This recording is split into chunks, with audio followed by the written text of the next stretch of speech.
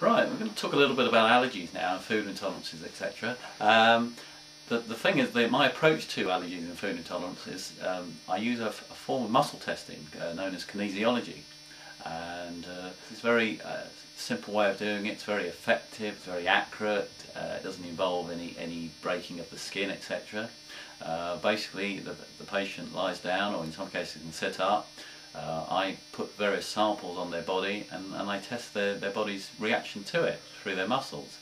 And though this sounds a little bit unusual, it's very effective, and I know from the results that I get that it bears fruit, but it actually helps them get over their problems.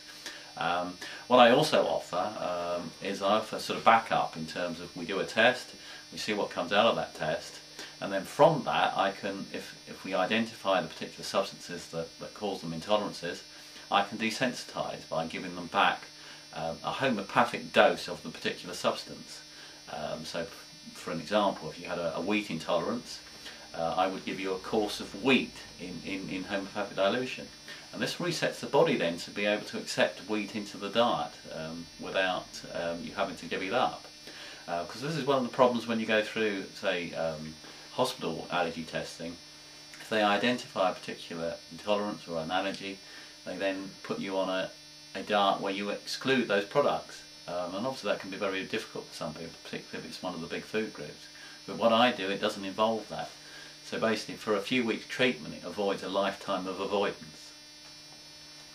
My particular approach to allergies, etc. is very useful in terms of hay fever. The hay fever season runs roughly from probably about March to September. I mean, it varies obviously for different individuals. But basically I can test for the different types of pollen. When we identify those pollens, then I can treat them giving a very minute dose of the pollens back to the person. Very similar probably to vaccination in conventional medicine, but we use it in a pill form rather than a needle, so there's no discomfort involved. And people follow this desensitisation pattern probably over the season, and they will find that their symptoms are much reduced, and they're less reliant on antihistamine medication from the doctor, etc., and side effects from that.